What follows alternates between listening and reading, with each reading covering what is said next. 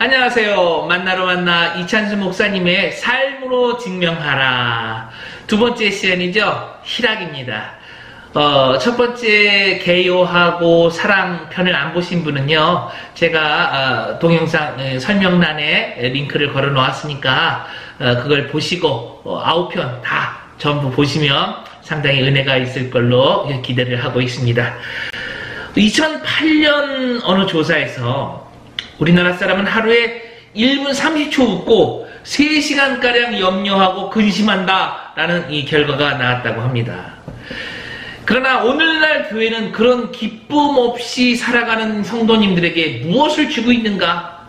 기쁨과 회복을 도와주는 교회인가? 아니면 그저 뻔한 위로, 해도 되고 안 해도 되는 그런 뻔한 설교, 피상적인 교제, 어떤 치유도 어떤 치료도 위로도 될 수 없는 그런 교회는 아닌가? 우리가 한번 돌아보아야 할 것입니다. 도표를 하나 보시죠. 복음이란 무엇인가? 유한겔리온. 즐겁다, 기쁘다, 희락이 넘친다. 누가복음 2장 10절 제가 써놨죠. 천사가 이르되 무서워하지 말라. 보라, 내가 온 백성에게 미칠 큰 기쁨의 좋은 소식을 너희에게 전하노라. 성경은요, 이 복음 자체가 기쁨의 좋은 소식이다 라고 말하고 있다라는 것입니다. 성경 번역가 윌리엄 딘테일은 이런 말을 했다. 복음은 상처 입은 자를 기쁘게 하고 찬송하게 하고 춤추게 하고 기쁨으로 뛰놀게 한다. 우리가 드리는 모든 예배 가운데 이런 일이 일어나야 한다. 상처받은 자, 마음이 상한 자, 가정이 깨어진 자, 자신의 실수와 잘못으로 고통을 당하는 자, 다른 이의 잘못으로 어려움을 겪는 모든 자들이 예배 가운데 기쁨이 회복되고 찬양이 회복되고 영으로 춤을 추며 뛰노는 역사가 일어나야 한다. 이 누가복음 10장에 보면요, 이 70인 전도대들이 이제 전도를 다 마치고 돌아와서 기뻐하는 장면이 있어요. 누가복음 10장 17절입니다. 70인이 기뻐하며 돌아와 이르되 주여, 주의 이름이면 귀신들도 우리에게 항복하더이다. 그런데 예수님은요, 진짜 우리가 기뻐해야 할 것이 무엇인가를 가르쳐주고 계십니다. 누가복음 10장 20절입니다.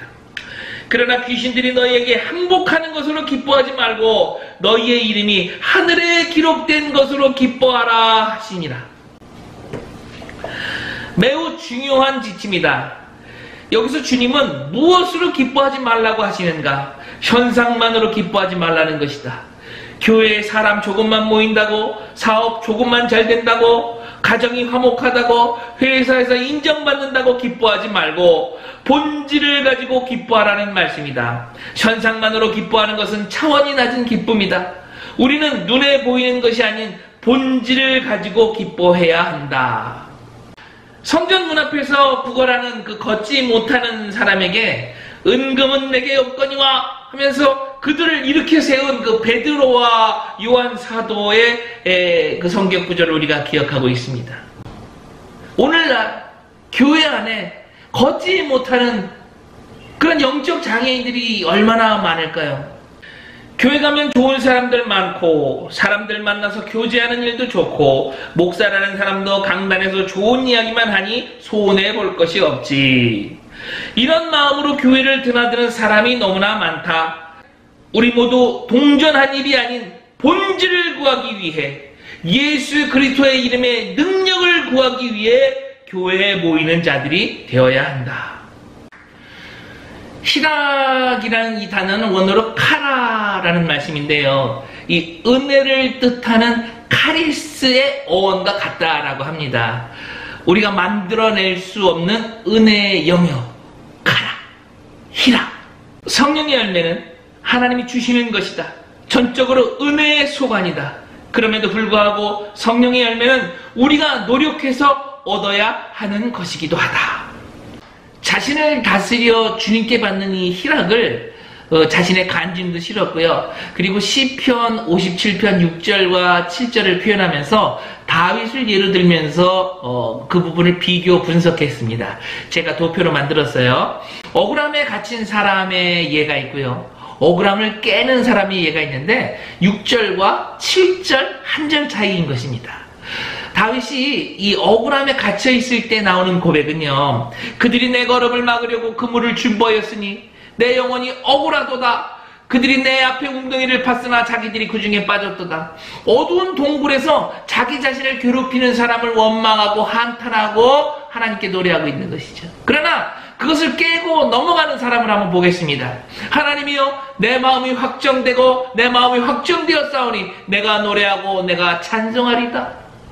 자신의 우울한 상황과 감정에 얽매이지 않고 자기 마음을 확정하여 뛰쳐나가는 사람, 그 사람이 바로 어떤 사람? 다윗과 같은 사람이다 라는 것입니다.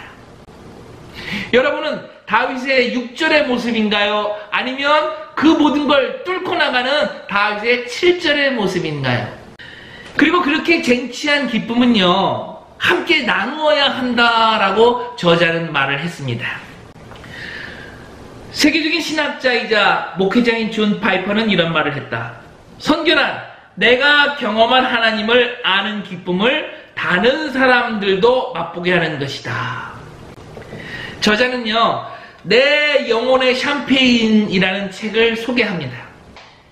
이 책의 저자인 그 마이크 메이슨은요, 우울증과 신경과민으로 하루하루 암담하게 살아왔는데 그가 주님을 기뻐하는 삶이 가능한지 아닌지 한 90일 동안 내가 테스트를 해보자, 내가 90일 동안 살아보겠다 하면서 이제 결심을 하고 90일 동안에 묵상집을 만들어냈습니다. 그러니까 그 90일 동안 적은 그 묵상집이 책이 된 거죠. 그런데 그 후에 그 우울증은 기적처럼 치유가 되고요. 그리고 내 속에 들어왔던 그 기쁨은 좀처럼 꺼지질 않고 사라지질 않고, 그리고 지속적으로 하나님과의 관계가 유지됐다라는 간증이 있는 책이죠. 신앙이 자란다는 것은 바로 선택의 기준이 바뀌는 것이다. 예전에는 영혼이 망가지든 말든 그저 내게 즐거운 것, 기쁜 것, 쾌락을 주는 것을 선택했다면 이제는 신앙이 자라면서 그 기준이 내 영혼에 유익한 것, 하나님이 기뻐하시는 것으로 선택 기준이 바뀌는 것이다. 그렇기 때문에 우리가 진정한 기쁨을 회복하기 위해서 먼저 예배의 회복을 위해 몸부림쳐야 한다. 성령께서 능력으로 함께 하시는 인생이 되기 위해서 무엇보다 예배의 회복이 우선이기 때문이다. 하나님은 인격자이시다. 우리가 하나님 앞에 전심으로 예배드리며 진정한 예배자로 서지 않으면 하나님께서는 그 예배를 받지 않으신다. 하나님이 받지 않으시는 예배를 통해서는 어떤 능력도 어떤 기쁨의 회복도 기대할 수가 없다.